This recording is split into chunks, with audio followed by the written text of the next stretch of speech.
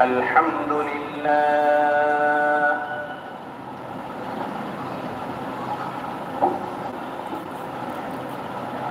الحمد لله نحمده ونستعينه ونستغفره ونؤمن به ونتوكل عليه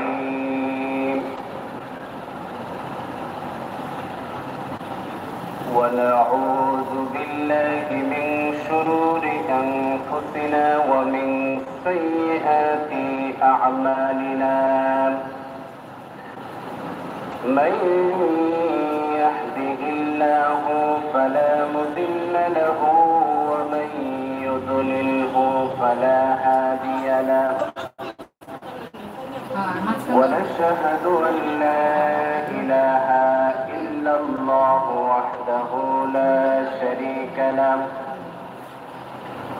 ونشهد أن سيدنا وسندنا وحبيبنا ومولانا محمدا عبده ورسوله الذي أرسله بالحق بشيرا ونذيرا وداعيا إلى الله بإذنه وسراجا منيرا فقد قال الله تبارك وتعالى في كلامه المجيد وفرقانه الحميد أعوذ بالله من الشيطان الرجيم بسم الله الرحمن الرحيم إن الله وملائكته يصلون على النبي يا أيها الذين آمنوا صلوا عليه وسلموا تسليما اللهم صل على محمد وعلى آل محمد كما صليت على إبراهيم وعلى آل إبراهيم إنك حميد مجيد اللهم بارك على محمد وعلى آل محمد كما باركت على إبراهيم وعلى آل إبراهيم إنك حميد مجيد উপস্থিত সম্মানিত মুসল্লিয়ানে কেরাম আমাদেরকে পবিত্র জুমার নামাজ আদায়ের জন্য আল্লাহ তাআলার ঘর মসজিদের মধ্যে আসা বসার তৌফিক দান করেছেন এজন্য সকলে দিল থেকে শুকর আদায় করি বলি আলহামদুলিল্লাহ। মহান আল্লাহ তাআলা বলেন ইয়া আইয়ুহাল্লাযীনা আমানু লা তা'কুলু আমওয়ালাকুম বাইনাকুম বিল বাতিল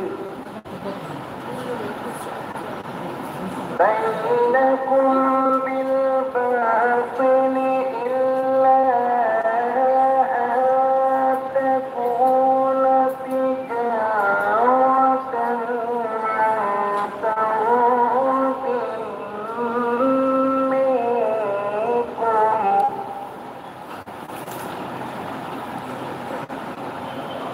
ولا تقتلوا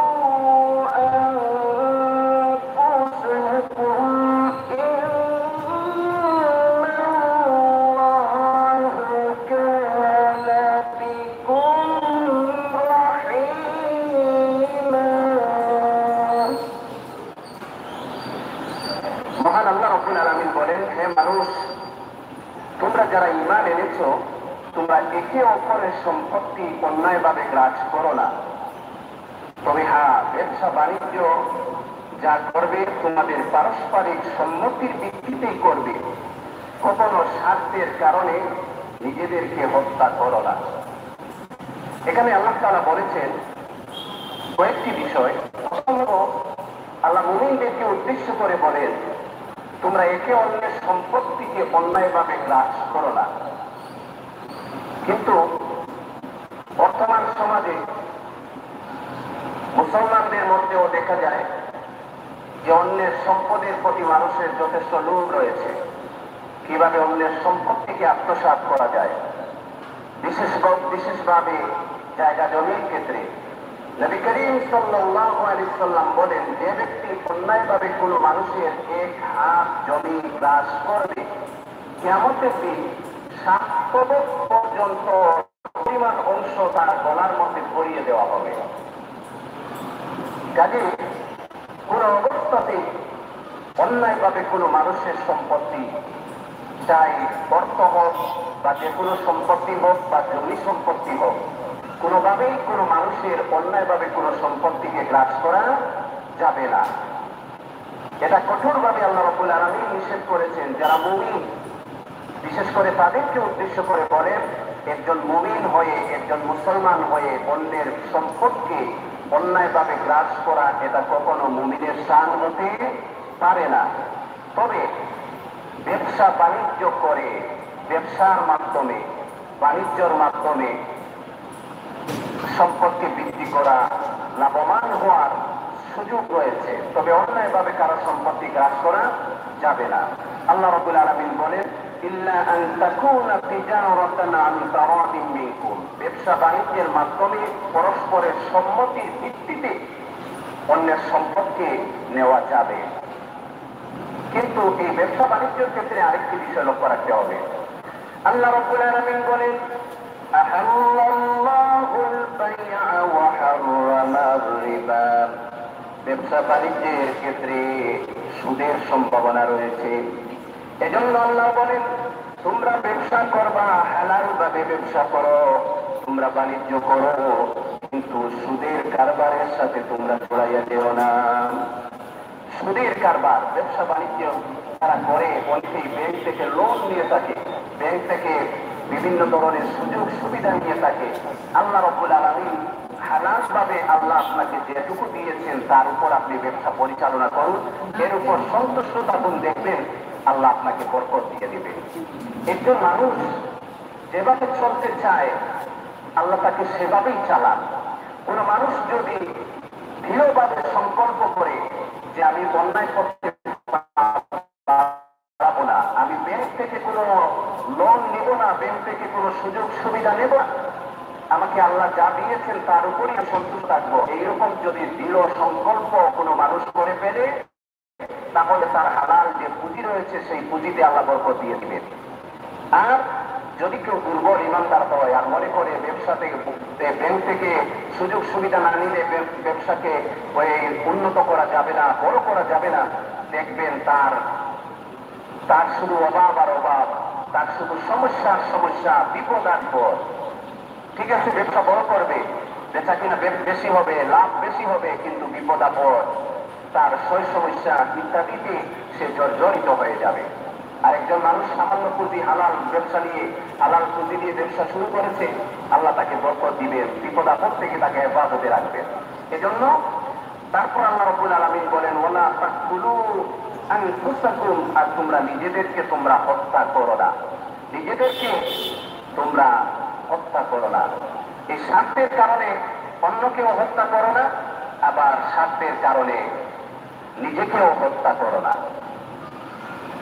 আল্লাহ রাব্বুল আলামিন আমাদেরকে সৃষ্টি করেছেন, এই 3.5 হাত বডির মালিক আমি না, আল্লাহ রাব্বুল আলামিন সৃষ্টি করেছেন। কাজে পুরো অবস্থাতেই নিজেকে হত্যা করা যাবে না, সুইসাইড করা যাবে না, আত্মহত্যা করা যাবে না। আত্মহত্যা মহাপাপ।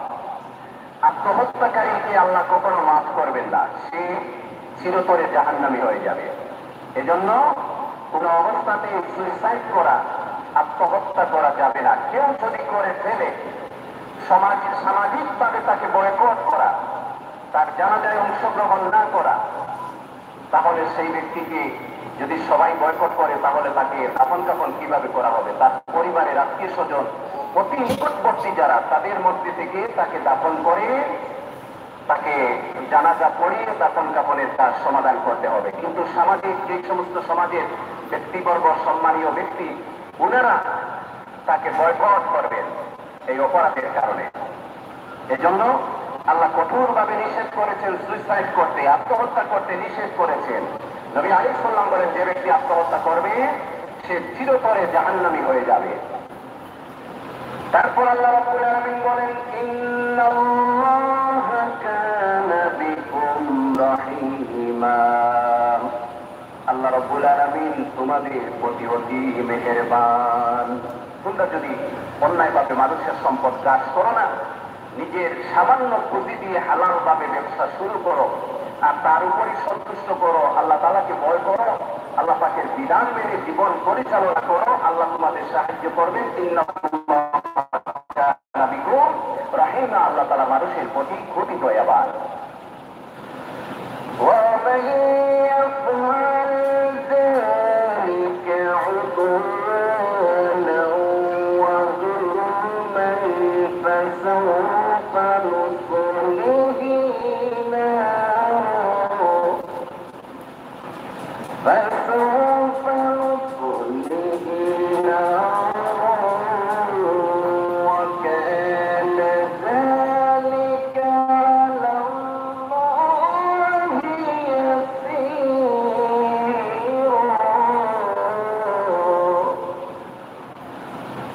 আল্লাহ রাব্বুল আলামিন বলেন, যে কেউ বাড়াবাড়ি ও জুলুম করতে গিয়ে এই হত্যাকাণ্ডটি ঘটাবে, অচিরে আমি তাকে আগুনে পুড়িয়ে দেব, আর আল্লাহ তাআলার পক্ষে এটা একেবারে সহজ। যদি কেউ দুনিয়াবী স্বার্থের কারণে মানুষের উপর জুলুম করে এমনকি হত্যাকাণ্ড পর্যন্ত ঘটিয়ে ফেলে, নিজের স্বার্থের কারণে অন্যকে হত্যা করে ফেলে, আল্লাহ রাব্বুল আলামিন বলেন, অচিরেই তাকে, এই হত্যাকারীকে আমি আগুনে পুড়াবো, শাস্তি দেব, জাহান্নামে শাস্তি দেব, আর আল্লাহ পাকের পক্ষে এটা খুবই সহজ। নবী করিম সাল্লাল্লাহু আলাইহি ওয়াসাল্লাম বলেন, কেউ যদি অন্যায়ভাবে কাউকে হত্যা করে, তাহলে হত্যাকারী এবং নিহত ব্যক্তি উভয়ই জাহান্নামী। সাহাবায়ে কেরাম প্রশ্ন করলেন, ইয়া রাসূলুল্লাহ, হত্যাকারী হত্যার অপরাধে জাহান্নামী বুঝলাম, কিন্তু নিহত ব্যক্তি কেন জাহান্নামী হবে? নবী করিম সাল্লাল্লাহু আলাইহি ওয়াসাল্লাম বলেন, সেও তো হত্যা করার, অপর পক্ষকে হত্যা করার জন্য রেডি হয়েছিল, সুযোগ পাইলে সেও তো মেরে দিত, সুযোগ পায় নাই, এজন্য দ্বিতীয় পক্ষ তাকে মেরে দিচ্ছে। এজন্য নিহত ব্যক্তি এবং হত্যাকারী উভয়ই জাহান্নামী। এমনকি এক্ষেত্রে আরেকটি বিষয়, নবী করিম এটা হযরত ওমর রাদিয়াল্লাহু আনহু বলেন, যে কেউ যদি তোমাকে এসে কারো বিরুদ্ধে বলে যে অমুক ব্যক্তি আমাকে মেরে রক্তাক্ত করে দিয়েছে, আর বাস্তবিকই সেই ব্যক্তি রক্তাক্ত, তখন যতক্ষণ না আপনি দ্বিতীয় পক্ষের বক্তব্য শুনবেন, ততক্ষণ পর্যন্ত তার পুরো বক্তব্যকে আপনি বিশ্বাস করবেন না। এটা যারা বিচার কার্য পরিচালনা করে তাদের জন্য এটা খুবই গুরুত্বপূর্ণ। একজন মানুষ রক্তাক্ত অবস্থায় আপনার কাছে নালিশ নিয়ে এসেছে, আর আপনি দেখছেন সেই মানুষটা আহত হয়েছে, নির্যাতিত হয়েছে, হযরত ওমর বলেন, আপনি অপর ব্যক্তির বক্তব্য, অপর পক্ষের বক্তব্য না শোনা পর্যন্ত তার পুরোপুরি কথাকে আপনি বিশ্বাস করবেন না। আগে অপর পক্ষের তাটাও শুনেন, অপর পক্ষেরটাও শুনেন, তারপর আপনি যে ফয়সালা করবেন, যেটা নিয়ে ভিত্তিক করে করবেন, সেই ফয়সালাটা করবেন।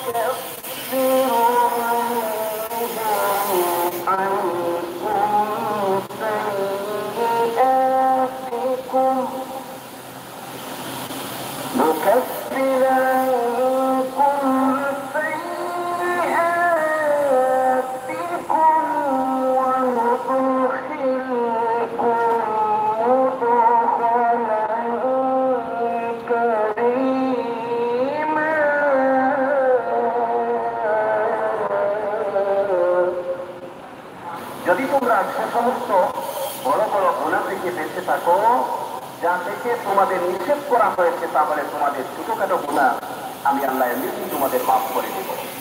আর তোমাদের হিসাব থেকে সেই সমস্ত গুনাহ মুছে দেব। আমি অত্যন্ত সম্মানজনক স্থানে তোমাদের প্রবেশ করাবো। অর্থাৎ আল্লাহ তাআলা বলতেছেন, যে সমস্ত গুনাহে কবিরা, যেমন অন্যায়ভাবে মানুষের সম্পদকে গ্রাস করা, সুদের সাথে জড়িত হওয়া, তারপর মানুষ হত্যা করা, এই সমস্ত বড় বড় গুনাহ থেকে যদি তোমরা বেঁচে থাকো, তাহলে তোমাদের ছোটখাটো গুনাহসমূহকে আমি আল্লাহ মাফ করে দেব। নবী করিম সাল্লাল্লাহু আলাইহি ওয়াসাল্লাম বলেন, আল জুমআতু ইলাল জুমআ কাফফারাতুল লিমা বাইনাহুমা, আল উমরাতু ইলাল উমরা কাফফারাতুল লিমা বাইনাহুমা। এক জুমআ থেকে অপর জুমআ পর্যন্ত যত সগীরা গুনাহ হয়, আল্লাহ তাআলা সেই সমস্ত গুনাহ মাফ করে দেন। এক উমরা থেকে আরেক উমরা মধ্যবর্তী স্থানের যত গুনাহের সগীরা, আল্লাহ সেই সমস্ত গুনাহ মাফ করে দেন। নবী করিম সাল্লাল্লাহু আলাইহি ওয়াসাল্লাম বলেন, একজন নামাজি ব্যক্তি নামাজের জন্য যখন ওযু করে, তখন হাত ধৌত করে, তখন হাত ধোয়ার সাথে সাথে হাত থেকে তার গুনাহসমূহ ঝরে পড়ে যায়, এমনকি মুখের ভিতর থেকেও। যখন মুখ ধৌত করে, মুখ দিয়ে যত গুনাহ করেছে সবগুলো গুনাহ ঝরে পড়ে যায়। পা ধৌত করে যখন পা দিয়ে যত গুনাহ করেছে সবগুলো গুনাহ ঝরে পড়ে যায়। এইভাবে মাথা মাসে করার সময় মাথা দিয়ে যত গুনাহ করেছে সবগুলো গুনাহ ঝরে পড়ে যায়। তারপর যখন ওযু শেষ করে, হাত্তা নাকিয়াম মিনাল যুনুব, এমনকি সেই ব্যক্তি গুনাহ থেকে একেবারে পবিত্র হয়ে যায়, গুনাহ থেকে একেবারে বাহির হয়ে যায়। এই গুনাহ দ্বারা উদ্দেশ্য হচ্ছে সগীরা গুনাহ। নেক আমলের বদৌলতে আল্লাহ তাআলা বান্দার সগীরা গুনাহসমূহকে মাফ করে দেন। আর গুনাহে কবিরার জন্য তওবা শর্ত। কেউ যদি কবিরা গুনাহ করে ফেলে এবং সাথে সাথে যদি আল্লাহর দরবারে খালিসভাবে তওবা করে, আল্লাহ রাব্বুল আলামিন তার গুনাহে কবিরাগুলো মাফ করে দিবেন। শুধুমাত্র শিরক ব্যতীত অন্য কোনো গুনাহ যদি বান্দা করে ফেলে, খালিসভাবে যদি আল্লাহ পাকের দরবারে তওবা করে, আল্লাহ তাকে মাফ করে দিবেন। এখানে বলতেছেন, তোমরা যদি বড় বড় গুনাহ, কবিরা গুনাহ থেকে বেঁচে থাকো, তাহলে আমি আল্লাহ তোমাদের সগীরা গুনাহগুলো মাফ করে দেব। এজন্য আমরা বেশি বেশি হাদিস শরীফে নবী আলাইহিস সালাম বলেন, কাল কিয়ামতের দিন বান্দার আমল যখন অর্জন করা হবে, হিসাব নেওয়া হবে, তখন দেখা যাবে ফরজ আমলের মধ্যে যখন ঘাটতি দেখা দিবে, যেমন ফরজ নামাজের মধ্যে আল্লাহ বলবেন, দেখো আমার বান্দার নফল আছে কিনা। যদি নফল থাকে, ফেরেশতাদের বলবেন, নফল দ্বারা তোমরা বান্দার ফরজের ঘাটতিকে পূর্ণ করে দাও। এইভাবে ফরজ রোজার ক্ষেত্রে দেখা যাবে, যদি ঘাটতি থাকে তাহলে আল্লাহ বলবেন, দেখো বান্দার নফল রোজা আছে কিনা। যদি থাকে তাহলে আল্লাহ বলবেন, নফল দ্বারা পরিপূর্ণ করে দাও। এইভাবে যাকাতের ক্ষেত্রে যদি দেখা যায় যাকাতের মধ্যে ত্রুটি রয়েছে, আল্লাহ বলবেন, দেখো আমার বান্দার নফল সদকা আছে কিনা।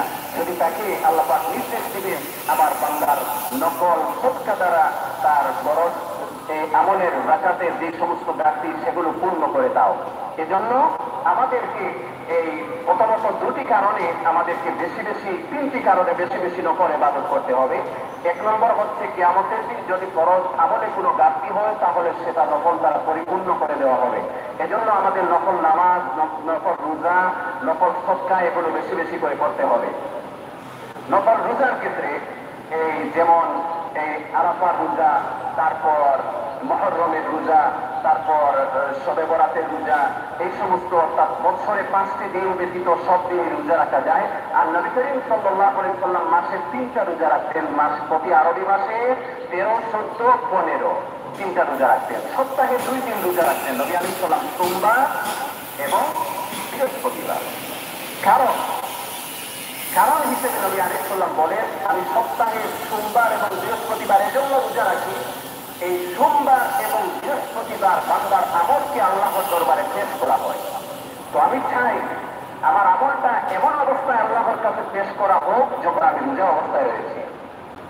এজন্য যারা শারীরিকভাবে সুস্থ আছেন, অবসর আছেন, মাসে 3টা রোজা রাখার চেষ্টা করবেন, সপ্তাহে 2 দিন রোজা রাখার চেষ্টা করবেন, সোমবার এবং বৃহস্পতিবার। তো এইভাবে আমরা 3টি কারণে বেশি বেশি নফল ইবাদত করতে হবে। প্রথমত, ফরজে যদি ঘাটতি হয়, তাহলে নফল দ্বারা আমাদের আমলটা, ইবাদতের ঘাটতিটা, ফরজের ঘাটতিটা যাতে পূর্ণ হয়ে যায়। তৃতীয় কারণ হচ্ছে যে এই নফল ইবাদত এর দ্বারা বান্দা আল্লাহ পাকের নৈকট্য লাভ করে। আর তৃতীয় কারণ হচ্ছে যে নফল ইবাদতের কারণে আল্লাহ তাআলা কবিরা গুনাহসমূহকে মাফ করে দেন। এই তিনটি কারণে আমরা নফল ইবাদত বেশি বেশি করে করতে হবে। আল্লাহ পাক আমাদের সবাইকে তৌফিক দান করুন। সকলে বলি আমিন।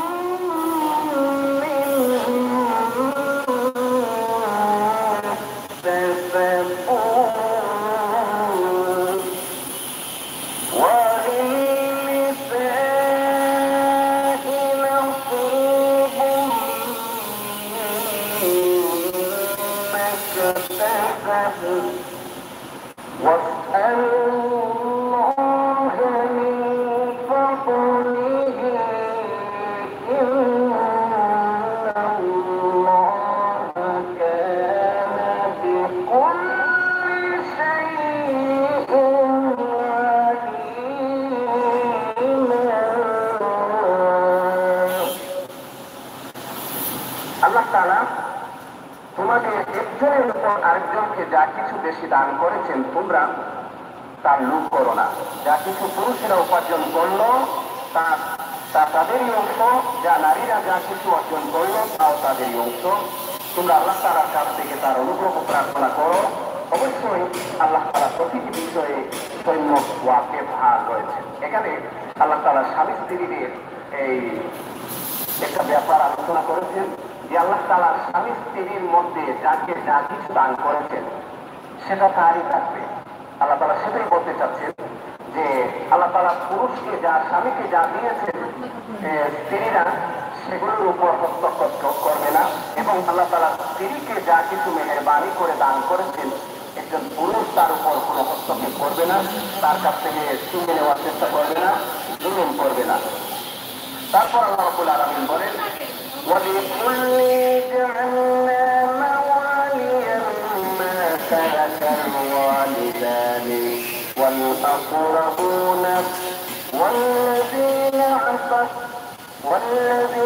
عَقَدَتْ أَيْمَانُكُمْ فَآتُوهُمْ نَصِيبَهُمْ إِنَّ اللَّهَ كَانَ عَلَى كُلِّ شَيْءٍ شَهِيدًا। পিতামাতা ও আত্মীয় স্বজনদের রেখে যাওয়া সম্পত্তিকে আমি সবার জন্য অভিভাবক বানিয়ে রেখেছি। যাদের সাথে তোমাদের কোনো চুক্তি কিংবা অঙ্গীকার রয়েছে তাদের অংশ আদায় করে দেবে। আল্লাহ তাআলা অবশ্যই প্রতিটি বিষয়ের উপর থাকবে। আল্লাহ তাআলা এটা বলতেছেন পিতামাতা ও আত্মীয় স্বজনকে রেখে যাওয়া সম্পত্তিকে আমি সবার জন্য অভিভাবক বানিয়ে রেখেছি। অর্থাৎ পিতা যদি মারা যান ওনার যে সমস্ত সম্পদ সেই সমস্ত সম্পদের ওয়ারিস উত্তরাধিকার পরবর্তীতে উনার রেখে যাওয়া যে সমস্ত এই স্ত্রী আছেন সন্তানাদি আছেন ওনারা হয়ে যান, এবং ওনারা অভিভাবক হওয়ার পর তাদের সাথে যে সমস্ত চুক্তি রয়েছে বা যে সমস্ত ঋণ রয়েছে সেগুলো আদায় করা পরবর্তী ওয়ারিসদের উপর অবশ্যই জরুরি। একজন মানুষ সমস্ত জীবন তার পরিবারের সুখ শান্তির জন্য মেহনত করলো, মাথার গাম পায়ে ফেলে পরিশ্রম করলো।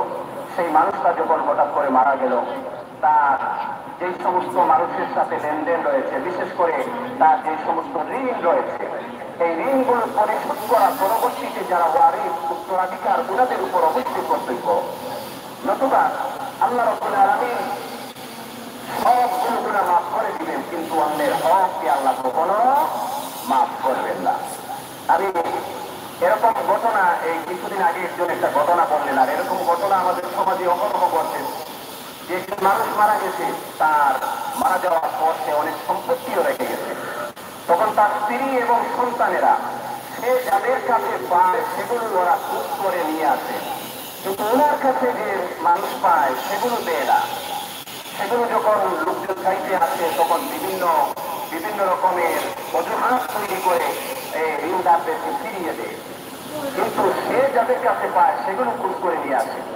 তখন এই ব্যাপারটা নিয়ে একটা বৈঠক বসেছিল। তখন বৈঠকে একজন মুরব্বী তিনি বললেন, দেখো তুমি যদি ওই লোকটা কোনো কিছু রেখে না যেত তাহলে সেটা ভিন্ন ছিল, ঋণদারদেরকে আমরা সবাই সুপারিশ করতাম যাতে করে মাফ করে দেয়, কিন্তু ঋণ মারার মতো তো সামর্থ্য রয়েছে, কাজেই তোমরা তার সম্পত্তি থেকে ওই ঋণগুলো পরিশোধ করো, নতুবা আল্লাহ তাকে মাফ করবেন না। সেই মুরব্বীটা এই ব্যাপারটা আমাদের শেয়ার করলেন। এরকম ঘটনা আমাদের সমাজে অহরহ করতেছে। এজন্য আমরাও আমাদের সন্তানদের জন্য, পরবর্তী জেনারেশনের জন্য মাথার গাম পায়ে ফেলে হারাম হালালের তোয়াক্কা না করে অনেক কিছু করতেছে। কিন্তু মনে রাখবেন, আপনি অবৈধ পথে উপার্জন করতেছেন ঠিকই, আপনি মারা যাবেন, আপনার সন্তানেরা পরবর্তী ওয়ারিসরা এর সুফল ভোগ করবে, আর আপনি আল্লাহর আদালতে অপরাধী হয়ে জাহান্নামের মধ্যে শাস্তি ভোগ করবেন। এর হিসাব আপনাকেই দিতে হবে, আপনার পরবর্তী জেনারেশন ওরা কেউ দেবে না। এজন্য হযরত ওমর বিন আব্দুল আজিজ রাহমাতুল্লাহ আলাইহি ওনার 11 জন সন্তান ছিলেন। মারা যাওয়ার আগ মুহূর্তে ওনাকে কেউ একজন জিজ্ঞেস করলো যে আপনি ওমর বিন আব্দুল আজিজ, উনি মুসলিম জাহানের খলিফা ছিলেন, হযরত ওমর রাদিয়াল্লাহু আনহু এর বংশে ওমর বিন আব্দুল আজিজ খুবই ন্যায়পরায়ণ একজন শাসক ছিলেন, 11 জন সন্তান। তখন তিনি প্রশ্ন করলেন যে আপনি আপনার সন্তানদের সাথে যে আচরণ করেছেন মনে হয় ইতিপূর্বে কেউ করে নাই। তখন তিনি শায়িত অবস্থায় ছিলেন, তিনি বললেন আমাকে একটু উঠাও।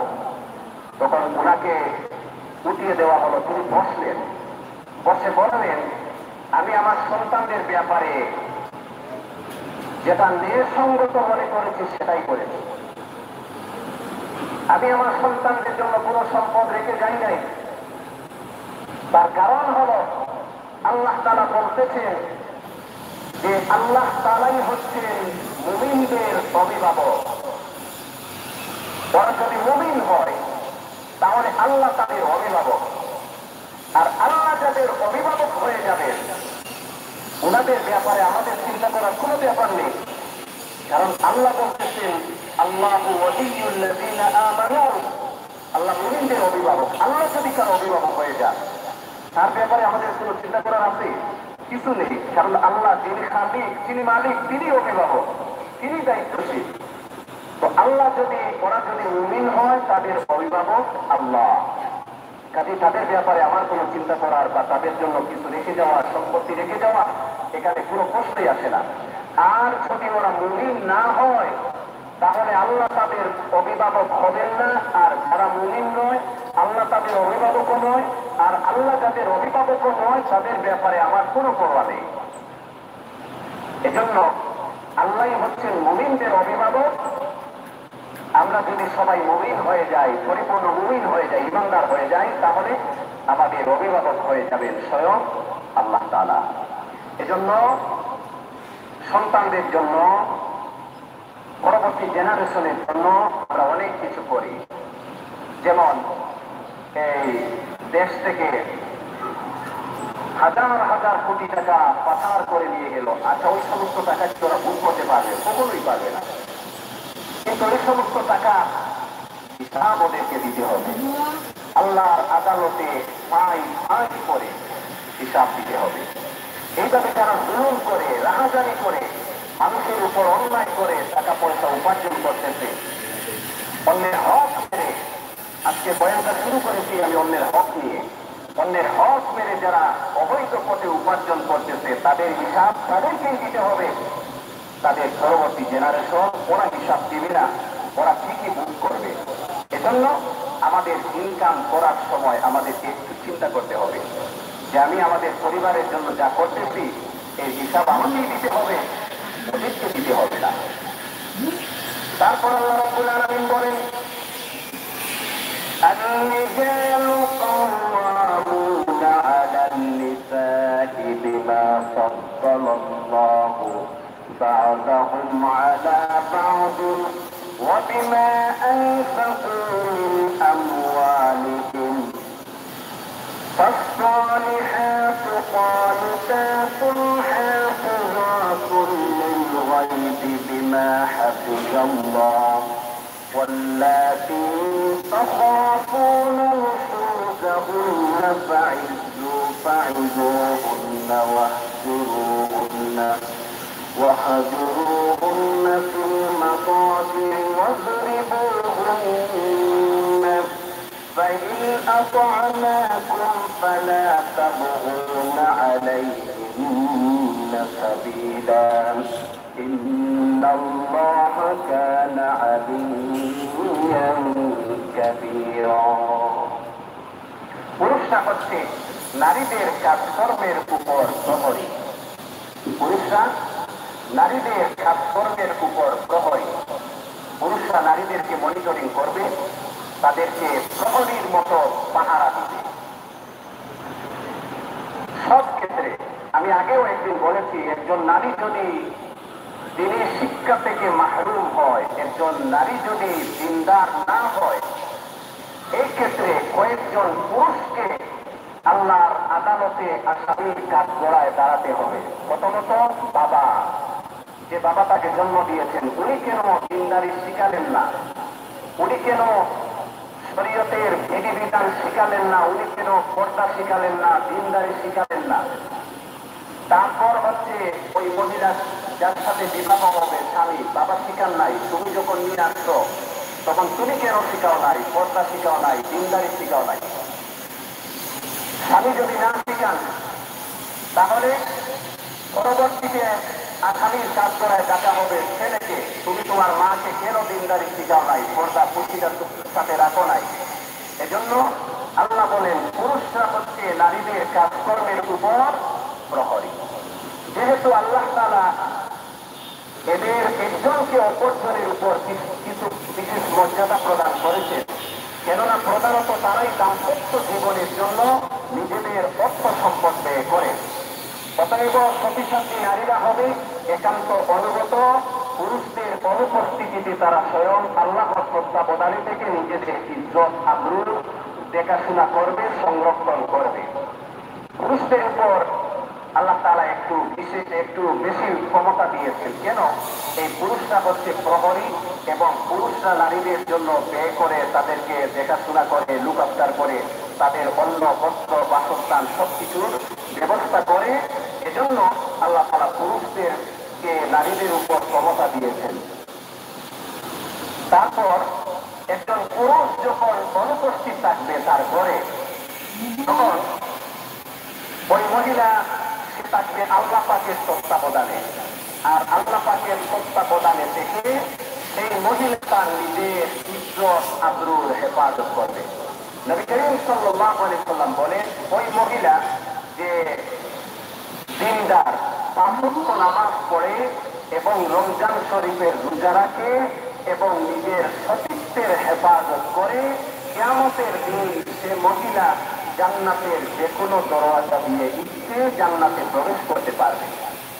তো একজন মহিলা যদি সে দিনদার হয়, পাঁচ ওয়াক্ত নামাজি হয়, রমজান শরীফের রোজা রাখে এবং নিজের সতীত্বের হেফাজত করে, তাহলে জান্নাতের যে কোনো দরওয়াজা দিয়ে সে বেহেশতের মধ্যে প্রবেশ করতে পারবে। আর যখন তোমরা কোনো নারীর অবাধ্যতার আশঙ্কা করো, তখন তোমরা তাদের বালকতার উপদেশ দাও, তা কার্যকর না হলে তাদের সাথে একই বিছানায় থাকা ছেড়ে দাও, তাতেও সংশোধন না হলে তাদেরকে মৃদ প্রহার করো। যদি তারা অনুগত হয়ে যায় তাহলে তাদের উপর অজুহাত খুঁজে বেরিয়ে না, অবশ্যই আল্লাহ তাআলা সর্বশ্রেষ্ঠ, সবার চাইতে মহান। আর যদি কোনো মহিলা বেপরোয়া হয়ে যায়, তাহলে প্রথমত তাকে উপদেশ দিতে হবে। প্রথমত তাকে কি করতে হবে? খুব ভালোভাবে শুনুন। অনেক পরিবারের মধ্যে স্বামী স্ত্রীর মধ্যে মিল মহব্বত নেই। অনেক পরিবারের মধ্যে অশান্তির মূলে হচ্ছে স্বামী স্ত্রীর অমিল। স্বামীর অনেক টাকা আছে, পয়সা আছে, বড় বড় বিজনেস আছে, জব আছে, কিন্তু স্বামী স্ত্রীর মধ্যে মিল নাই, এই পরিবারের শান্তি নাই। যদি স্বামী স্ত্রীর মধ্যে মিল মহব্বত না থাকে, তাহলে প্রথমে যদি মহিলা অবাধ্য হয়ে যায়, তাহলে তাকে প্রথমত উপদেশ দিতে হবে। তাতেও যদি না হয়, দ্বিতীয় স্টেপ হচ্ছে তার থেকে আলাদা থাকতে হবে। এতেও যদি সংশোধন না হয় তাহলে তাকে মৃত প্রহার করতে হবে।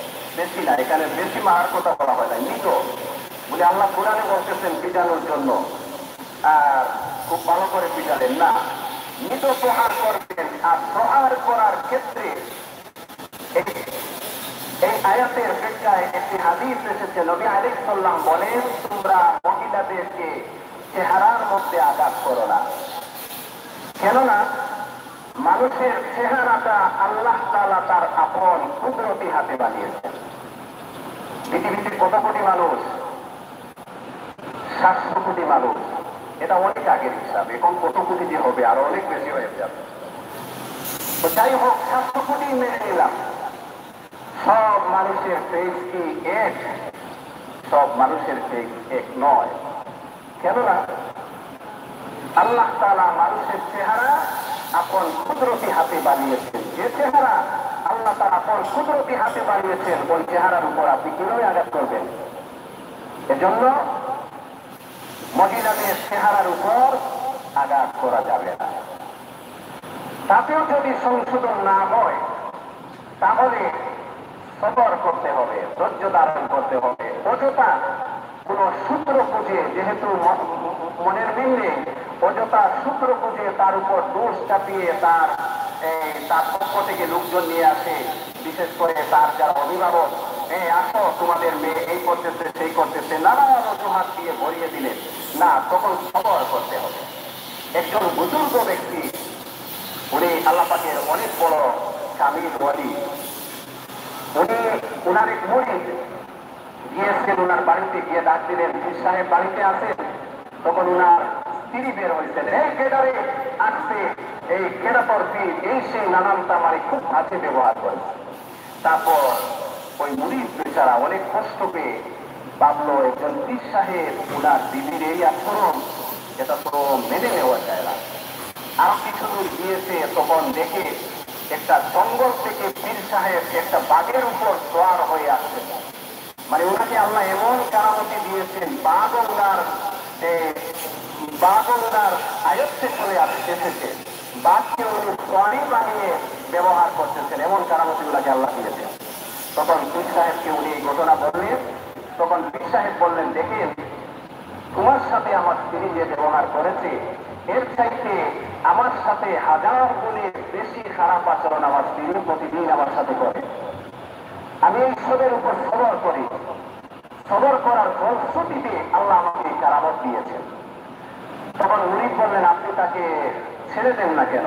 তখন তিনি বললেন, আমি যদি তাকে ছেড়ে দেই, আল্লাহ আমাকে ধৈর্যের ক্ষমতা দিয়েছেন, ও আরেকজনের কাছে যাবে, সে ধৈর্য ধারণ করতে পারবে না, তখন এমন পিটানি পিটাবে, জনমের পিটানি পিটাবে। এজন্য আল্লাহ আমাকে যেহেতু খবর দিয়েছেন, তাই আমি খবর করে গিয়ে ও আমাকে ডিস্টার্ব করুক, আরেকজনে করে গিয়ে আরেকজনকে ডিস্টার্ব করুক না। আর তার আগে বলেছি, আল্লাহ নারীদের উপর পুরুষদের ক্ষমতা দিয়েছেন বলে তার উপর যেমন তেমন ব্যবহার করবেন না। স্বামী স্ত্রীর সম্পর্ক হতে হবে শাসক এবং প্রেমিকের মতো। শুধু শাসক হলেও হবে না, শুধু প্রেমিক হলেও হবে না। সময় মতো শাসন করবেন, সময় মতো প্রেম প্রীতি মহব্বত দেখাবেন। আর শুধু যদি যে কোনো এক পথ অবলম্বন করেন তাহলে সংসারে অশান্তির সৃষ্টি হবে। অনেক পরিবারে স্বামীদের কারণে অশান্তির সৃষ্টি হয়, অনেক পরিবারে মহিলাদের কারণে অশান্তির সৃষ্টি হয়। মোট কথা হচ্ছে, উভয়ে যদি দিনদার হয়ে যায়, উভয়ে যদি তাকওয়াওয়ালা হয়ে যায়, উভয়ে যদি পরিপূর্ণ ইমানদার হয়ে যায়, উভয়ে যদি 5 ওয়াক্ত নামাজি হয়ে যায়, উভয়ের মধ্যে যদি আল্লাহ পাকের ভয় এসে যায়, তখন দেখবেন পরিবার থেকে সব ধরনের অশান্তি দূর হয়ে একটা সুন্দর শান্তির পরিবার গঠন হবে। এজন্য আজ থেকে আমাদের যাদের পরিবারে অশান্তি রয়েছে, আমরা সবাই যারা পুরুষ আছি, নামাজ না পড়লে আজ থেকে 5 ওয়াক্ত নামাজ শুরু করব। যে সমস্ত মহিলারা আছেন তাদেরকেও 5 ওয়াক্ত নামাজের কথা বলবো। স্বামী স্ত্রী উভয়ে যদি 5 ওয়াক্ত নামাজ শুরু করে দেন, আর ঘরের মধ্যে যদি কোরআন তেলাওয়াত আর ঘরের মধ্যে যদি দিনই একটা পরিবেশ সৃষ্টি করতে পারে, দেখবেন পরিবার থেকে সব ধরনের অশান্তি দূর হয়ে যাবে। ইনশাআল্লাহ পরিবারে আর কোনো অশান্তি থাকবে না। আল্লাহ রাব্বুল আলামিন আমাদের সবাইকে এর উপর আমলের তৌফিক দান করুন। আমিন ওয়া আখিরু দাওয়ানা আনিল হামদুলিল্লাহি রাব্বিল আলামিন। আল্লাহুম্মা আমিন। ربنا ظلمنا انفسنا وان لم تغفر لنا وترحمنا لنكونن من الخاسرين। اي الله আমাদেরকে maaf ফরমাও, আয় আল্লাহ আমাদেরকে maaf ফরমাও, আল্লাহ আমাদেরকে maaf ফরমাও। আল্লাহ আমাদের সমস্ত জিন্দেগির গুনাহ খাতারে maaf ফরমাও। জীবনে যত অন্যায় করেছি, ভুল করেছি, সমস্ত ভুল ভ্রান্তি খাতা কসুরির উপর লজ্জিত হয়ে তোমার দরবারে খালিসভাবে তওবা করলাম। আল্লাহ মেহেরবানি করে আমাদেরকে maaf ফরমাও। আয় আল্লাহ তুমি তাওয়াব, তওবা কবুলকারী এবং তুমি তওবাকারীকে তুমি পছন্দ করো, মহব্বত করো। তুমি তওবা ও আয় আল্লাহ তওবাকারীকে পছন্দ করো। আল্লাহ তুমি ক্ষমা করাকে তুমি মহব্বত করো, পছন্দ করো। আল্লাহ বান্দা তোমার কাছে তওবা করলে তুমি বড় খুশি হও। আয় আল্লাহ আমাদের সমস্ত জিন্দেগির সগীরা কবিরা জাহিরা বাতিনা শিরক ও বিদআত সব ধরনের গুনাহের উপর লজ্জিত হয়ে তওবা করলাম। রব্বুল আলামিন আল্লাহ তুমি তোমার গফফার আর গফুর নামের খাতিরে, রহমান আর রহিম নামের খাতিরে আল্লাহ আমাদের সমস্ত জীবনের ভুল ভ্রান্তিগুলো মাফ করে দাও। আল্লাহ আমাদেরকে তোমার মকবুল গোলামি নসিব ফরমাও। যেভাবে তোমার বন্দেগী করলে, তোমার যেভাবে জীবন পরিচালনা করলে আল্লাহ তুমি মাওলা রাজিয়ার খুশ হও। আল্লাহ তোমার মর্জি মোতাবিক আমাদের জীবন পরিচালনার তৌফিক দান ফরমাও। আল্লাহ আমাদেরকে সুস্থতার জিন্দেগি নসিব ফরমাও। আল্লাহ আমাদের হায়াত ও আমল ও রিজিকের মধ্যে বরকত দান ফরমাও। আল্লাহ আমাদের পরিবারের মধ্যে শান্তি দান ফরমাও। আয় আল্লাহ আমাদের পরিবারের মধ্যে শান্তি দান ফরমাও। রব্বুল আলামিন আয় আল্লাহ আমাদের বিবি বাচ্চা আহলিয়ার পরিবার সবাইকে দিনদার পরহেজগার নামাজি বানিয়ে দাও। আয় আল্লাহ আমাদের সমাজের মধ্যে অনেকের পরিবারের মধ্যে শান্তি নেই। যাদের পরিবারের মধ্যে শান্তি নেই আল্লাহ তুমি তাদের পরিবারের মধ্যে শান্তি দেও। আয় আল্লাহ অনেকেই 5 ওয়াক্ত নামাজ পড়েন না। আয় আল্লাহ নারী পুরুষ সবাইকে তুমি 5 ওয়াক্ত নামাজ আদায়ের তৌফিক দান ফরমাও। আয় আল্লাহ পুরুষদেরকে 5 ওয়াক্ত জামাতের সাথে মহিলাদেরকে আউয়াল ওয়াক্তে ঘরের মধ্যে আল্লাহ তুমি নামাজ পড়ার তৌফিক দান ফরমাও। আয় আল্লাহ আমাদের বাচ্চা কাচ্চা পরবর্তী জেনারেশন আয় আল্লাহ ওদেরকে তুমি দিনদার পরহেজগার নামাজি বানিয়ে দাও। আয় আল্লাহ বর্তমান যুগ ফিতনার যুগ, এই জমানার ফিতনা থেকে আমাদেরকে আমাদের আহলিয়াল পরিবার পরিজন বিশেষ করে আমাদের বাচ্চা কাচ্চা সবাইকে আল্লাহ তুমি হেফাজত ফরমাও। तमाम দুনিয়ার মধ্যে শান্তি দান ফরমাও। আল্লাহ আমাদের ঈমান আমলের হেফাজত ফরমাও। রব্বুল আলামিন তোমার হাবিবের तमाम উম্মতদেরকে maaf ফরমাও। আল্লাহ আমাদের সমস্ত মুর্দিগানদের maaf ফরমাও। রব্বুল আলামিন আমাদেরকে বারবার মক্কা মদিনার জিয়ারত নসিব ফরমাও। আয় আল্লাহ অনেকে উমরা করার নিয়ত করেছেন, আয় আল্লাহ তাদেরকে তুমি মকবুল উমরা নসিব ফরমাও। অনেকে হজ করার ইচ্ছা করেছেন, তাদেরকে মকবুল হজ নসিব ফরমাও। আল্লাহ আমাদের সবাইকে মকবুল হজ মকবুল উমরা নসিব ফরমাও। আয় আল্লাহ আমাদেরকে মক্কা মদিনার জিয়ারত বারবার নসিব ফরমাও। এই মুহূর্তে বাইতুল্লাহ শরীফের চতুর্দিকে তোমার অনেক আশিক উপর আয় আল্লাহ লাব্বাইক আল্লাহুম্মা লাব্বাইক বলে চক্কর দিতেছেন। আল্লাহ তাদের সাথে আমাদের দুয়ারে কবুল আর মঞ্জুর ফরমাও। তাদের সাথে আমাদেরকে maaf ফরমাও। আল্লাহ আমরা অভাবীদের অভাব দূর ফরমাও, মুসিবতজাতাদের মুসিবত দূর ফরমাও, পেরেশানওয়ালাদের পেরেশানি দূর ফরমাও, হাজতমন্দওয়ালাদের হাজাতগুলো পূর্ণ ফরমাও। আল্লাহ আমাদের তলাদের হাজাতগুলো পূর্ণ ফরমাও। রব্বুল আলামিন তোমার এক বান্দা অসুস্থ, আল্লাহ তোমার বান্দার সুস্থতা দান ফরমাও। আমাদের পরিবারের মধ্যে অনেকেই অসুস্থ, আল্লাহ সুস্থতা নসিব ফরমাও। রব্বুল আলামিন আয় আল্লাহ আমাদেরকে তোমার মকবুল গোলামি নসিব ফরমাও। আয় আল্লাহ আমাদেরকে মউত পর্যন্ত হেদায়েতের উপর কায়েম আর কায়েম ফরমাও। আর যখন হায়াত শেষ হয়ে যাবে আমাদের মুখ থেকে জারি করে দিও লা ইলাহা ইল্লাল্লাহ মুহাম্মাদুর রাসূলুল্লাহ ওয়াসসালামু আলাল মুরসালিন ওয়ালহামদুলিল্লাহি রাব্বিল আলামিন আমিন বিরহমাতিকা ইয়া আরহামার রাহিমিন।